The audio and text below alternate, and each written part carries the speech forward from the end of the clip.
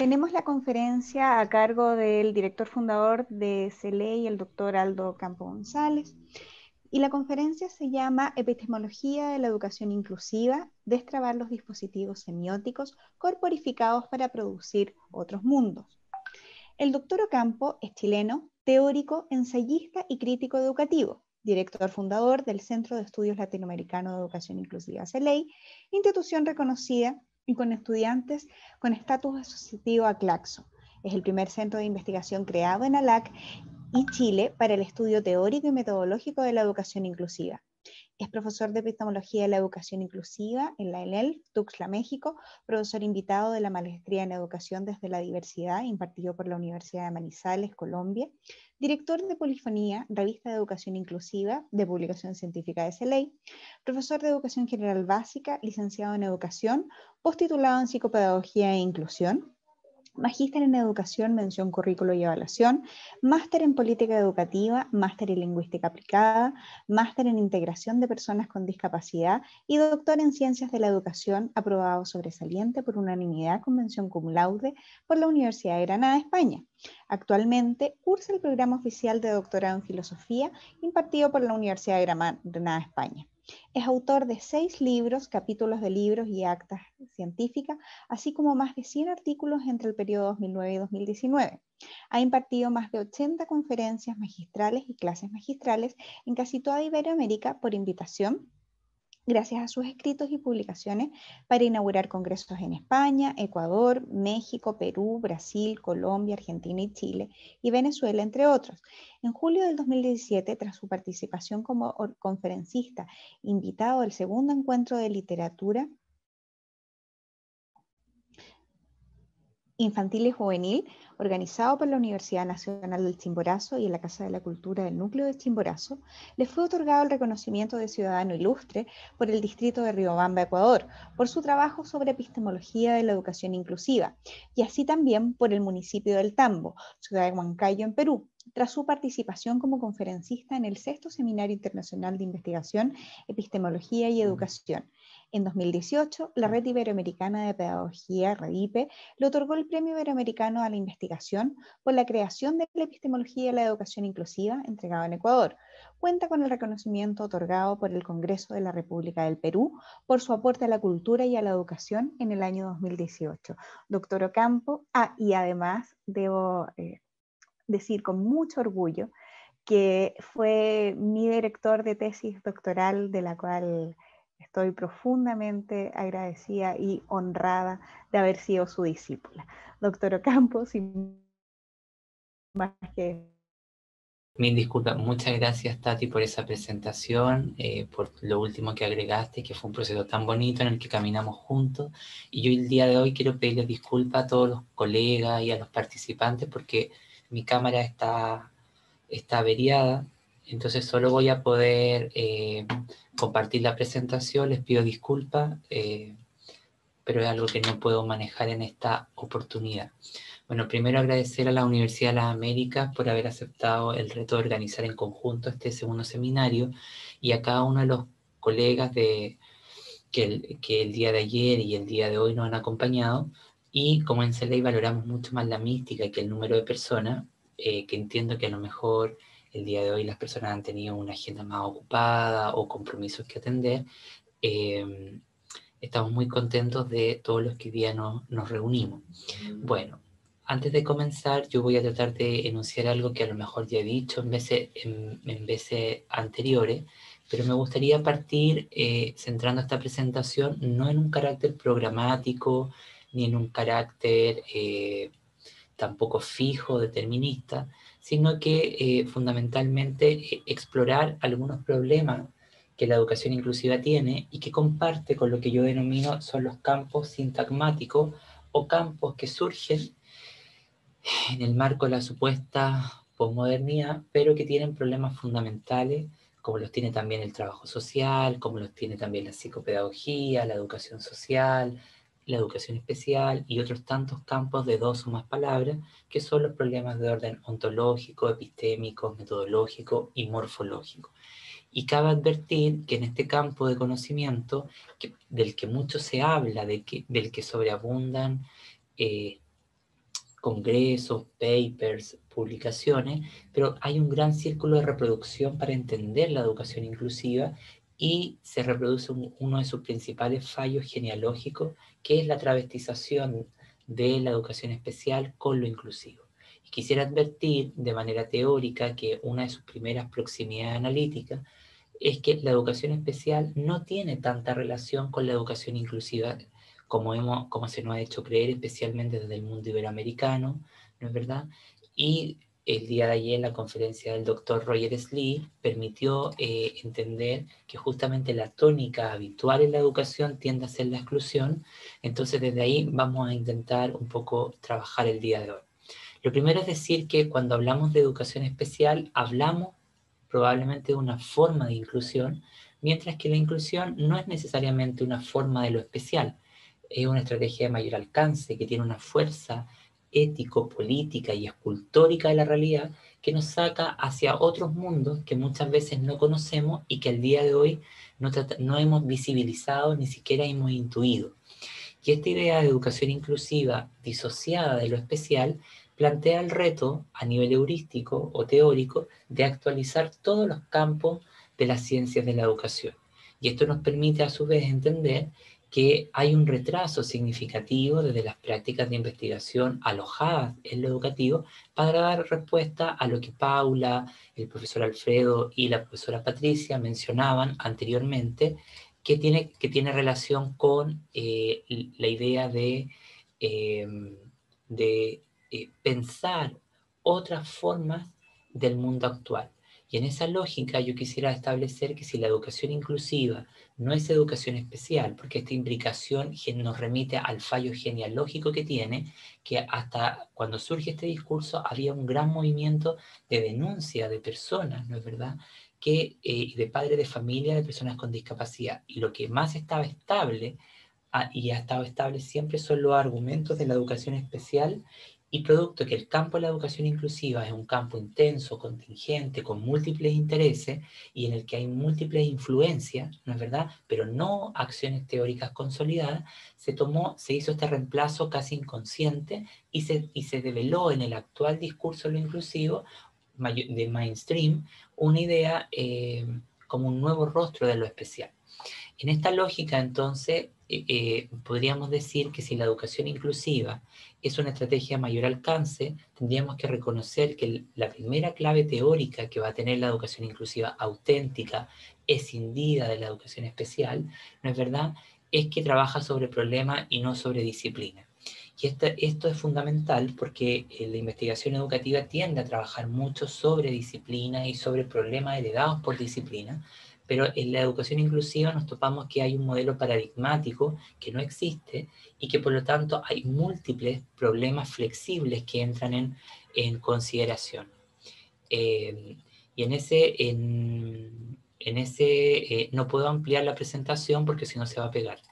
En ese sentido, podríamos decir que la educación inclusiva trabaja sobre distintos problemas. Y esto nos va a decir que el objeto, el fenómeno, la naturaleza de la educación inclusiva desborda los paradigmas de la psicología, de la sociología, de la filosofía y desborda sus aparatos categoriales. Y en esto, por ejemplo, siempre en mis trabajos yo hablo de que el saber de la educación inclusiva constituye una historicidad del presente, y que me sentí muy identificado con lo que el profesor Alfredo decía al inicio en su conferencia, que finalmente esta historicidad del presente no es solamente reenfocar aspectos del pasado para leer el presente, que es inestable, azaroso, inquieto, ¿no es verdad?, y que no trabaja en esta dialéctica hegeliana del incluido y el excluido, sino que trabaja en una dialéctica inquieta, nos invita entonces a entender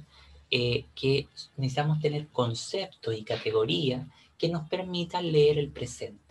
Y leer un presente que es bastante evanescente y que necesita de imaginación política y epistémica.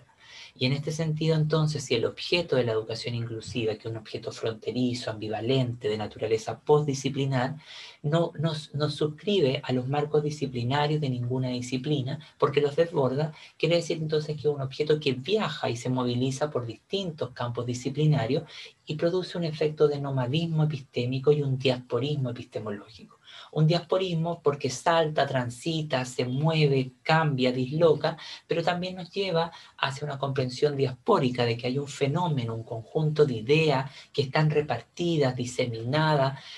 dispersadas por distintas regiones intelectuales. Y cuando analizamos de forma más fina y más profunda, nos damos cuenta que este calificativo, ¿no es verdad?, llamado inclusiva, lo único que hace en la educación es volverle a asignar, volver a recuperar uno de los fundamentos más intrínsecos de la propia praxis educativa legada por los grandes pedagogos, que no es otra cosa que recuperar y interrogar la función educativa que esto tiene. ¿Qué quiere decir esto? Que cuando hablamos de que una educación más inclusiva, una escuela más inclusiva o un profesor más inclusivo, es aquel que genera oportunidades, es aquel que abre condiciones de justicia, es aquel que respeta la diferencia, estamos muy equivocados, porque eso no son acciones de una educación inclusiva, tienen que ver con lo propio de la acción educativa. Eso es una condición a per se de la conducta ética y del compromiso ético y profesional de aquellos que nos dedicamos a el ámbito educativo. Digo esto porque de alguna manera el recuperar la función educativa que tiene la propia educación en tiempos de exclusión hace y nos lleva a interrogar que hoy día luchamos, hablamos mucho de justicia, igualdad, hablamos de inclusión, de alteridad, pero hablamos desde el centro del capitalismo hegemónico y por hoy día lo que tenemos es una visión de inclusión alojada al interior del capitalismo hegemónico. Y esto es lo que hace que haya mucha denuncia, pero nada cambie en las estructuras societales y en las reglas institucionales que producen poblaciones excedentes o que regulan el funcionamiento de la estructura social. Y en ese marco, entonces, me gusta a mí proponer una imaginación desafiante, como vamos a revisar si es que nos da tiempo, para pensar la idea de la inclusión como un método en sí mismo. Y esta idea de pensar la inclusión como un método en sí mismo nos lleva a disociarnos de las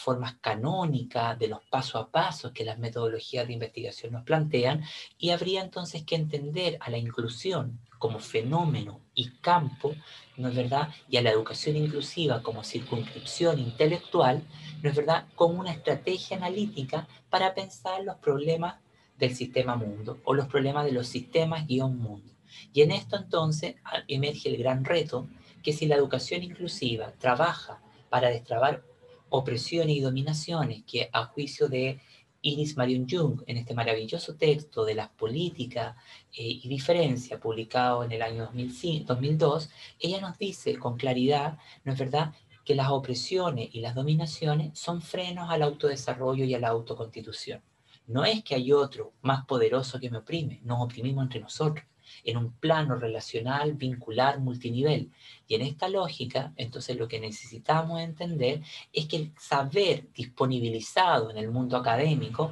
sobre educación inclusiva es muy canónico, es muy liberal y artificialista. Y lo que hace es abogar por un discurso que sensibiliza, genera un etos social, pero que no destraba los problemas del oprimido, es decir, de los subalternos que somos todos nosotros que estamos aquí. Y atendiendo a esa premisa, si la conectamos con el pensamiento fanoniano, podríamos decir que la primera tarea crítica que debiese enfrentar la educación inclusiva es crear un saber que libere, un saber que se haga carne, que impacte la vida de las personas y que libere las problemáticas del oprimido, es decir, del sujeto racializado, sexualizado, marginado, oprimido, y de alguna manera todas estas categorías son transversales a la experiencia subjetiva de todos nosotros. Y este concepto de la fragilidad como ámbito relacional, multinivel y dinámico que nos cruza nuestra experiencia subjetiva o intersubjetiva todo, viene a decir entonces que necesita la educación inclusiva generar una pragmática epistemológica, un saber hecho realidad que impacte y beneficie a la vida de las personas. Hasta aquí lo que tenemos es bastante denuncia, pero muy pocas coordenadas bajo mi posición teórica y política que nos permitan entender la naturaleza de la educación inclusiva. Aunque en tiempos post-metafísicos uno no debiese preguntarse en estricto sensu sobre la pregunta del qué, en mi trabajo intelectual es fundamental, porque si no comprendemos los modos de existencia, tal como diría Heidegger, no podemos entender o develar el índice de singularidad que este campo tiene. Y aquí nos topamos con otro problema, porque todos los campos sintagmáticos, como yo denomino, aparte de tener los 4 problemas fundamentales que yo ya enuncié, tienen un problema en su índice de singularidad. ¿Qué quiere decir esto? Que a pesar de que hay altos volúmenes bibliométricos, investigaciones, cursos, seminarios, webinars, ¿no es verdad? Y muchas actividades, hoy día nos topamos con que uno le pregunta a académicos, investigadores, profesionales y profesores que nos hemos dedicado toda la vida a tratar de hablar de la inclusión, pero nadie la sabe explicar a ciencia cierta qué es. Y a pesar de que es un objeto poliédrico, ¿no es verdad? Tampoco entendemos su índice de singularidad, es decir, saber qué es. Y lo que más comprendemos es el discurso de los derechos y su aliación con la construcción de justicia. En este marco, cabría destacar entonces que el calificativo inclusiva no tiene relación, eh, no es un calificativo nuevo en la propia trama discursiva, retórica y en la agencia de lucha que esto tiene. Cuando uno examina la fuerza heurística política del calificativo inclusiva, ¿no es verdad?, que actúa en este caso como una partícula agregativa, pero debe convertirse en una fuerza sustantiva de la propia acción educativa o recuperar esa fuerza cooptada. Lo interesante aquí es mirar entonces que este calificativo ya ha sido trabajado por los estudios interseccionales, por los estudios queer, por los estudios culturales, anglosajones, asiáticos, por los estudios postestructuralistas, por los estudios de la mujer o de género, pero no ha sido nombrado bajo esta denominación. Lo que estoy tratando de decir es que el calificativo, que se significa como inclusiva, ya ha sido un objeto de trabajo con otro nombre, pero con los mismos propósitos de lucha por distintos movimientos contemporáneos. Y lo otro que hay que entender, que una pragmática epistemológica en materia de educación inclusiva no es sinónimo de lo práctico. Y ese otro error que tenemos mucho en el ámbito educativo de pensar lo pragmático como práctico. La pregunta por la pragmática necesita de un marco de intelección para poder responder o situarnos justamente en coordenadas de regulación de la realidad. Es esa coherencia que existe entre el objeto teórico, el objeto empírico y el objeto de análisis. El objeto teórico es el que produce el investigador, el objeto teórico es cómo esta cosa se da en la realidad y el objeto de análisis nos sitúa en los problemas. Por lo tanto, es esa coherencia, ¿no es verdad?, entre estos objetos, la que busca justamente pensar cómo esto se cristaliza en la realidad y va afectando a lo que más nos interesa, a los modos de relacionamiento, a los dispositivos de producción y regulación de la subjetividad, pero ante todo a de las emociones. Y aquí también es menester destacar que cuando hablamos de inclusión no hablamos de un problema técnico, ni hablamos de una práctica de asimilación o de compensación como históricamente lo hemos entendido, sino que hablamos de la emergencia de una nueva trama de subjetividad, de una nueva forma de relacionamiento y aspectos pasionales para regular el funcionamiento cultural y social. Pero para lograr esto necesitamos entender o producir un recambio en las reglas institucionales que regulan el funcionamiento de las distintas estructuras sociales y que a su vez son las reglas que regulan los sistemas educativos. Y ahí, comprendiendo eso, podemos destrabar por qué el sistema educativo, la tónica habitual, como decía el doctor Slee ayer, se convierte en un factor permanente de la exclusión. Y lo otro también que quisiera decir antes de avanzar es que todas estas patologías sociales crónicas denominadas como la injusticia, la violencia estructural, la desigualdad silenciada, la opresión, la dominación, no son aspectos fijos, son aspectos performativos en su naturaleza que presentan distintas mascaradas, ese concepto psicoanalítico de regulación y presentación en la realidad, y además son regenerativos, es decir, son endémicos a la constitución del sistema mundo. En este sentido, entonces, la pragmática epistemológica no se va a preocupar por cuestiones teóricas y prácticas, sino por cuestiones intelectualistas ligadas a la producción del campo intelectual. Por ello, esta pragmática epistemológica va a indagar acerca del papel que desempeña el conocimiento en nuestra vida. Indaga entonces los múltiples grados y beneficios que esos planteamientos tienen frente a las problemáticas del mundo actual. Va a participar entonces en la creación de hábitos activos que se inyectan en la subjetividad del ser y en los efectos de singularización subjetivante, como diría Guattari, del propio sujeto.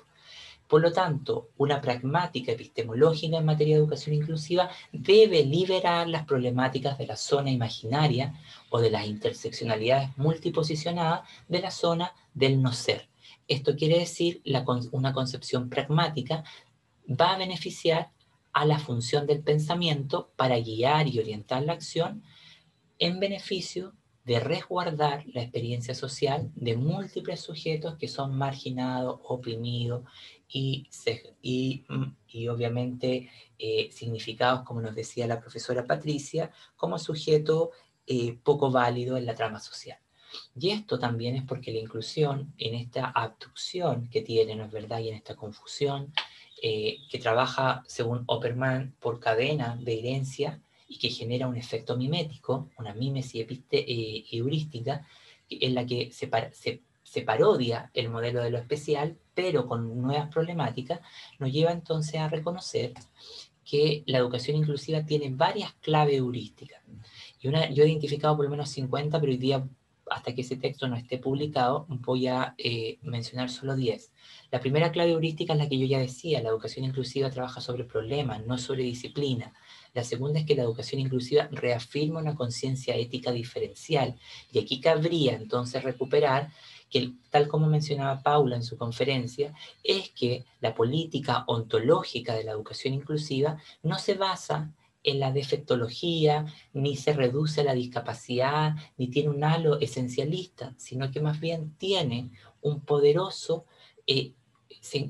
un poderoso dispositivo que se inscribe en lo que Rossi Braidotti denomina una concepción ontológica materialista, una concepción del sujeto en devenir. Lo que hoy día reafirmamos y reafirman todas las políticas ministeriales y gubernamentales en este campo es un efecto multicategórico centrado en una inclusión liberal, pero a su vez en una inclusión a nivel ontológica propia del sustancialismo y del humanismo. Y aquí entonces hay que recuperar cuando estos teóricos del poshumanismo no dicen que somos animales, dicen que hay que superar esta concepción restrictiva del ser para encontrar los múltiples modos de existencia del sujeto. Por eso que yo afirmo que la política ontológica de la educación inclusiva no son los sujetos raros, la diferenciación, sino la diferencialidad, lo que nos lleva a asumir que las singularidades son únicas, irrepetibles, y es la única categoría entre diferencia y diversidad que no cosifica al sujeto, porque los conceptos de diferencia y diversidad son hipónimos, es decir, uno contiene al otro en un doble vínculo extraño, pero a su vez, estos conceptos pueden trabajarse para la diferencialidad, el aspecto positivo del ser, y para la diferenciación, los atributos negativos en lo que la identidad se convierte en factores de restricción. El único concepto que evita esta cosificación es la singularidad. Y en este sentido, yo prefiero hablar de singularidades múltiples, de sujetos que siendo hombres y mujeres existen distintos modos de ser y de existir en esas singularidades. Y eso redefine la gramática escolar, los marcos de valores que van a fundamentar esta teoría, este campo axiológico, ¿no es verdad?, etcétera. Y toda esta concepción materialista del ser nos va a llevar entonces a que la educación inclusiva debe crear una estrategia de liberación de la zona del no ser, del sujeto oprimido, racializado, ¿no es verdad?, del sujeto justamente en riesgo. Esto nos lleva entonces a entender, ¿no es verdad?, que la cuarta clave, que es el nomadismo y el diasporismo epistémico, es decir, que su conocimiento no se construye exclusivamente por herencias o por legados epistémicos. Aquí hay múltiples enredos genealógicos y estos enredos genealógicos permiten develar que el conocimiento de la educación inclusiva viaja, circula, está diseminado por distintos campos, pero el riesgo que eso tiene es justamente caer en la técnica del aplicacionismo, tomar lo que dice el feminismo y mirar desde ahí el problema. Y a mí no me interesa eso, a mí lo que me interesa, ni tampoco me interesa mirar desde la teoría postcolonial, ni tampoco mirar desde los estudios visuales. Lo que me interesa es que en esa gran confluencia, en ese gran campo de aleaciones, ¿no es verdad?, o aléctico, como diríamos, vamos a generar una gran paleta de cosas, ¿no es verdad?, y que esas cosas van a encontrar según Delanda, múltiples puntos de aleación, cosas totalmente diferentes en las que se encuentran puntos de aleación, pero, ¿no es verdad? Pero que se someten a efectos de rearticulación o condiciones de rearticulación, de traducción, perdón, para generar algo completamente nuevo. Por lo tanto, en estricto rigor, el campo de la educación inclusiva escucha y enuncia sus problemas más allá de sus distintos recursos teóricos, metodológicos, conceptuales, enunciados. Por eso que de alguna manera prefiero hablar de que la base epistemológica de la educación inclusiva es postdisciplinaria. ¿Qué quiere decir eso? Que se construye más allá de múltiples proyectos de conocimiento en resistencia que confluyen. Y eso nos lleva entonces a entender que la naturaleza de la educación inclusiva es micropolítica o es un proyecto de conocimiento en resistencia. Y esto nos lleva entonces a la clave 5, que dice que la educación inclusiva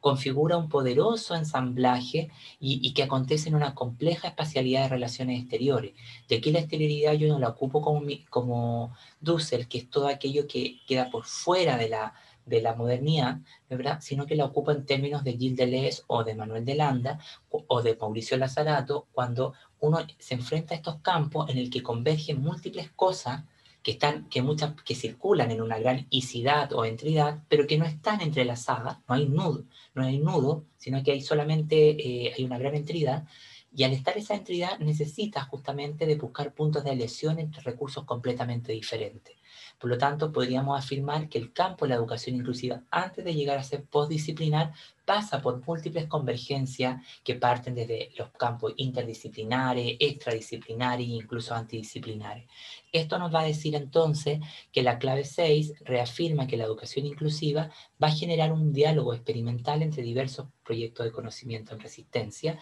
y la clave 7 nos dirá entonces que para que este conocimiento nomadista, diaspórico, que viaja y se moviliza por distintos campos, se va a producir mediante transposiciones heurísticas, es decir, saltos, giros, rearticulación. Y para concluir esta primera parte, sostendremos entonces que la clave en la construcción de este conocimiento trabaja en la exterioridad del trabajo teórico, es decir, es un fenómeno que escucha y enuncia sus problemas más allá, por fuera, de las formas intelectuales dominantes. Esto nos lleva entonces a entender que la naturaleza del conocimiento es eminentemente postdisciplinar, y yo no entiendo yo aquí lo postdisciplinar no lo entiendo lo post como una transición lineal, lo entiendo como una fuerza acontecimental, disruptiva, transformativa, que fractura, disloca los modos hegemónicos e incluso de resistencia a los que nosotros nos hemos familiarizado para entender el conocimiento. Y la última clave nos dice entonces que si la educación inclusiva no trabaja sobre problemas, va a generar entonces poderosos ángulos de visión. Y eso es importante porque desde aquí podemos, desde esta generación de nuevos ángulos de visión, poder justamente transformar la práctica y la gramática escolar. Y finalmente que la concepción del tiempo no es un tiempo monocrónico, único, fijo, estable, homogéneo, sino que reconoce que la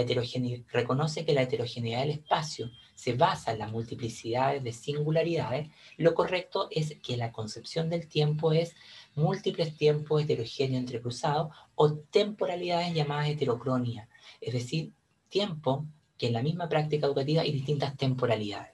Por consiguiente, diremos que hablar de inclusión implica al día de hoy transitar desde una gramática esencialista a una gramática individualista,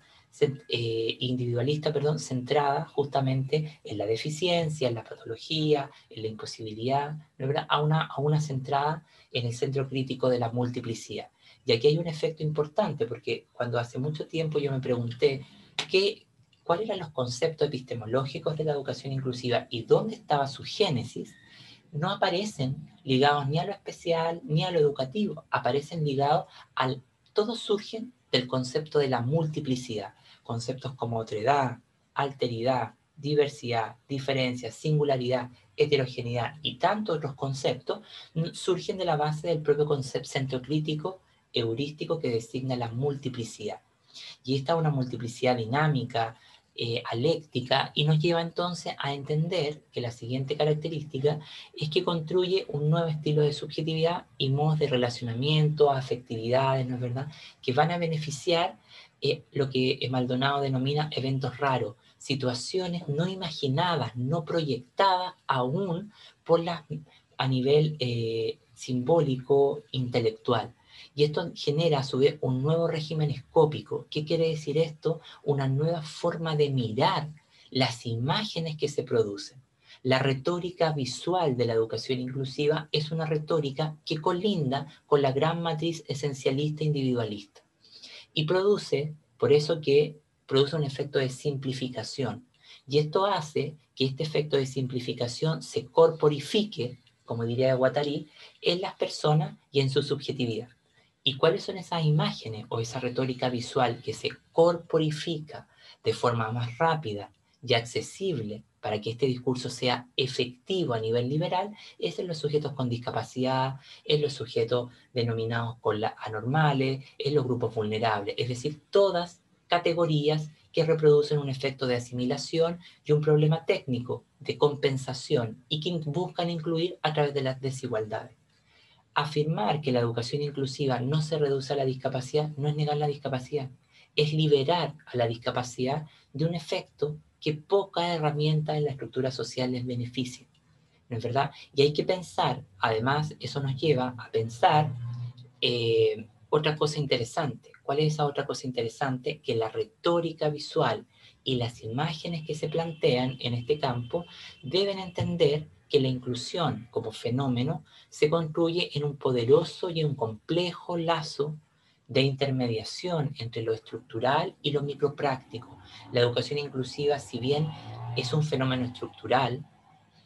en su esencia, se materializa en la micropraxis, en esta visión de la cotidianidad, en los modos de relacionamiento. Y todo esto nos va a llevar entonces a que lo que necesitamos entender es cómo funcionan las estructuras escolares y el desarrollo de las estructuras sociales, justamente que producen obstáculos complejos y arrastran a determinados sujetos a los márgenes del sistema educativo o a las fronteras del derecho a la educación.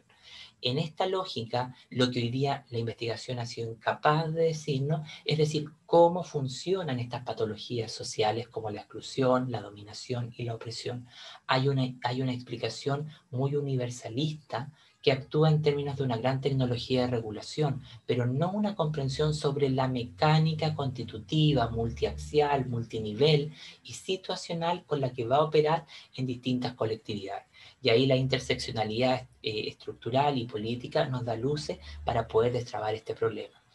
Y decir que entonces, porque ya siento que ya estoy en el tiempo, decir entonces que la educación inclusiva constituye un mecanismo de análisis de la sensibilidad y del dinamismo psicosocial del poder, y a su vez se constituye como una estrategia para desafiar a la educación global y imaginar de modo diferente el pensamiento educativo y su praxis. Esto, lo del modo diferente,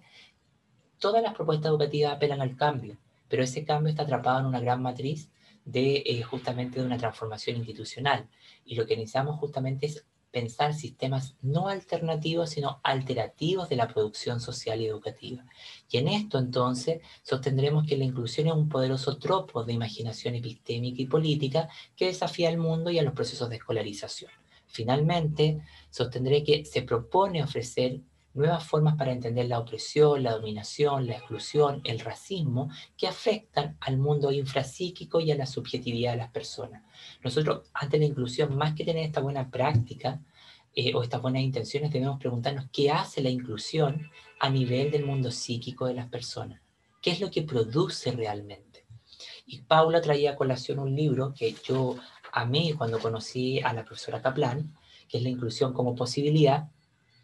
y ahí se pregunta muy claramente por los dispositivos de biografización de la experiencia escolar. ¿Qué hace la escuela en la biografía de las personas? ¿Cómo les regula la subjetividad? Y la inclusión, en cierta medida, como hoy día está planteada, regula la subjetividad de múltiples colectivos que intenta beneficiar, porque además no ha logrado separar un efecto eurocéntrico de ficción que ficcionaliza la idea de centro y periférico. Cuando hablamos de inclusión no hablamos de que hay un centro fijo al que tenemos que permanecer, ni unos procesos de exclusión, ni márgenes. Lo que tenemos una constante copenetración en una dialéctica inquieta en la que en ciertos, porque funcionan en un aspecto relacional, multinivel, en la que el centro muchas veces es periferia y la periferia es centro. Entonces por eso proponemos desde el CELEI un enfoque relacional más que a lo mejor categorial. Y todo esto nos lleva a afirmar que la inclusión es la clave para la construcción de una praxis y de una ética políticamente construida con el cambio social. Para ir cerrando, quiero que ustedes se puedan fijar en esta diapositiva que nos dicen, por un lado, ¿qué nos dice? Que hoy día las prácticas de investigación están o deberán un efecto de un sujeto objetualizado, es decir, un sujeto exotizado, como nos diría la antropología. Y lo que producimos hoy día en las prácticas de investigación y las prácticas de producción de sujeto y de producción del conocimiento, producimos sujetos abyectos de conocimiento, lo que consolida una pragmática y una gramática fuertemente esencializadora e individualista, que es regulada por normatividad heurística, analítica. Todo esto deviene entonces en una práctica y en una política de asimilación, en un código estructurador regulado por la zona imaginaria del ser. En cambio, si nosotros logramos destrabar la zona imaginaria del no ser, podríamos reencontrar o producir desde la investigación sujetos auténticos de conocimiento, con sus multicausalidades, con su complejidad, pero a su vez consolidando una pragmática y una gramática de orden materialista centrada en la multiplicidad de singularidades, que va a apelar al carácter alterativo de la materialidad, lo que va a consolidar entonces una praxis de conocimiento y una política de transformación de las estructuras del sistema constitutivas del sistema mundo, ¿no? ¿Por qué? Porque va a destrabar los grandes problemas del subalterno. Bien, yo quisiera cerrar con esto para no quitarles tiempo a los compañeros que vienen, y finalmente diremos que la educación inclusiva se constituye o construye un programa de cambio en primera instancia porque interroga la fibra ética o la temperatura ética de nuestra era, pero también porque busca la constitución de un nuevo estado de avance que busca crear resistencia imaginativa, ¿no es verdad?, a esta cuestión rara que hoy día se ha formado, que no es ni capitalista, ni ni liberal, es otra cosa mucho más rara. Y en este marco, entonces, se construye un proyecto de conocimiento que es motivado por la preocupación de que del deseo por la justicia y la transformación progresiva, y a su vez reafirma una nueva conciencia ética. Y se pregunta que ¿cuándo realmente comenzará lo nuevo? Y reconoce que mucho del discurso actual de la inclusión trabaja sobre objetos cosificados. El poder es un objeto cosificado, la desigualdad es un objeto cosificado, las diferencias planteadas como están son objetos cosificados, porque son objetos extremadamente analizados y que se siguen mirando de la misma forma. Y si entendemos la inclusión como un programa de cambio, entendemos que muchos de los, por ejemplo, de los grandes programas políticos del siglo XX y que todavía se forman en acciones partidarias, son programas de cambio ya cosificados, que han agotado su función histórica y que instituyen un falaz reformismo social y un radicalismo crítico que cae o que reproduce el mismo efecto de banalidad que estamos comentando. Muchísimas gracias por su atención. El tiempo se me pasó volando, pensé que tenía más tiempo, pero eso es lo que tenía para compartir con ustedes. Gracias, Tatiana, por esa presentación. Te doy el pase para que podamos continuar.